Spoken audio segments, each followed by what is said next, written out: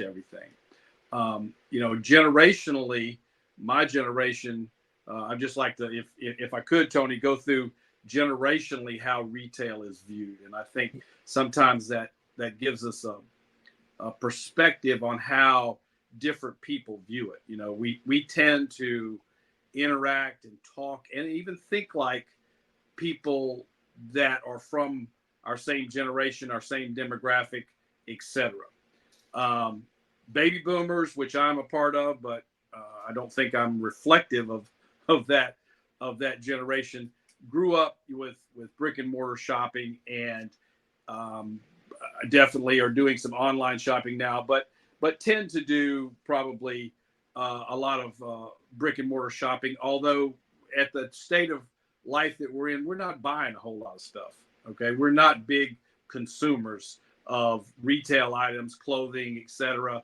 We might be buying some things from hardware stores, Lowe's, Home Depot, and buying some food and certainly grocery.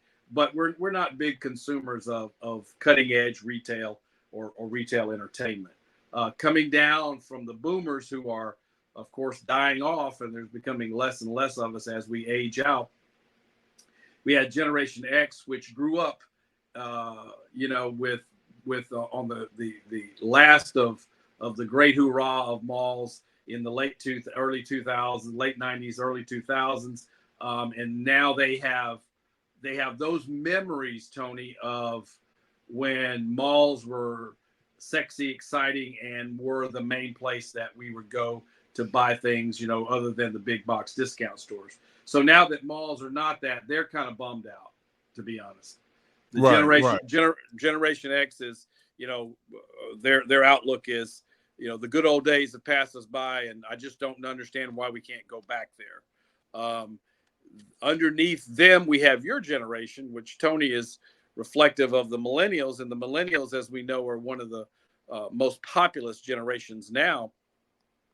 And I think you guys grew up and saw the big decline of brick and mortar shopping and the big increase of technology and online shopping. So your generation is kind of like, and what's the use of brick and mortar shopping? And if it's more convenient for me and I can get the same things, then I'm okay with online shopping. You're definitely right, because me as a teenager and as a kid, I definitely was in the malls that was busy. Everybody was shoulder to shoulder. But as I went to college and got out of college, it was a mass difference. I definitely seen that transition happen. And so you guys are kind of in the same boat, that it's just not the same, so it's not attractive. And if it's more convenient, your generation, the millennials, are now having children. You got 3 children. You're raising those children, usually two incomes in the household. If it's a family with a husband and wife, busy lifestyle, things to make it more convenient. Does that make sense? Yeah, for sure.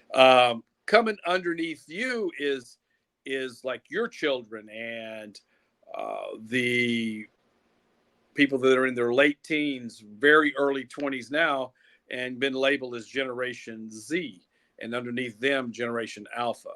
Generation Z, they don't have those glory days memories of malls or brick and mortar shopping. They only have what they see, which is technology, and they've seen their parents use technology to shop, and they've maybe taken them to Walmart, to grocery stores, to restaurants. But even the grocery business now is slowly transitioning into a buy online, pick up in the parking lot. Am I right? And a lot of busy mothers, busy families, that's developed into their go-to routine, or just running in to get a few things to fill in between that. So the Generation Z, which again is the generation I'm talking about, that would be in high school, just out of high school, they're looking, this may be my opinion here, not based so much on my experience, because these people are so young. but they're looking for something different. They want to make a mark on the world and make the world better rather than complaining about it and just suffering with it and dealing with it, which is kind of what a lot of the previous generations have ended up doing.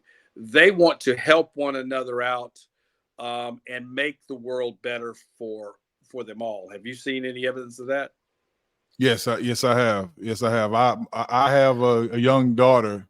She's she's in the 8th grade, and I believe I told you this, but yeah, like she gets mad at me if somebody homeless and they come ask me for $1. Like she like, why you're not doing anything to help?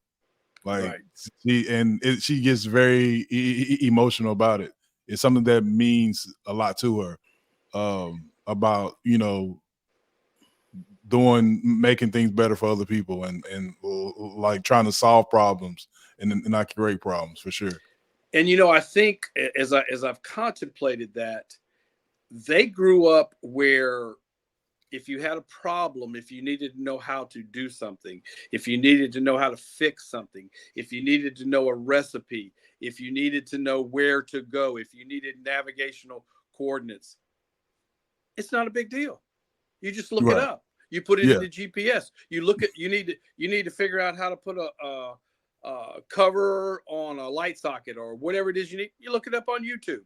So they believe that solutions to problems are easily available and could be immediately rectified. And I think that's part of their mentality. Would you agree? I agree. It's crazy because if I ask them a question, I have to say you cannot get on Google and look it up. Like you need to let me. Like I ask you, you cannot look on Google because that's the first thing they want to do. Grab their phone and like, no, do you know this? Not if does Google know this? Do you know this? So yeah, Yeah. it's for sure. Yeah. Yeah, I guess their view is if I have access to Google and Google knows it, then I know it. like And right. and that's just Why the do way my that brain I'm need going to to. remember this? Right, right. So, I think that's part of it. So, how am I tying this into retail? Is I think that they would be receptive to something new. They would be receptive to malls are not going to go back to the way they were, or retail stores are not going to go back to the way they were, but they would be open to new entertainment venues, new uses of space, and especially if it was tied in to this altruistic notion of helping one another out. I think that would be a really big draw to them, an attraction, a compelling reason for them to go somewhere or participate in something. So Right. anyway, I went a long way around to talk about the generations, but I did want to touch on that there are differences in the way generations view retail and view shopping, view going out, and I think for the millennials, you're of childbearing age now, right? You guys used to Yeah. be young, you used to be single. Now you may have put off marrying longer, but you are married, so you're going to go wherever your kids want to go or wherever you feel like you should take them. That's a good. I never thought of it like.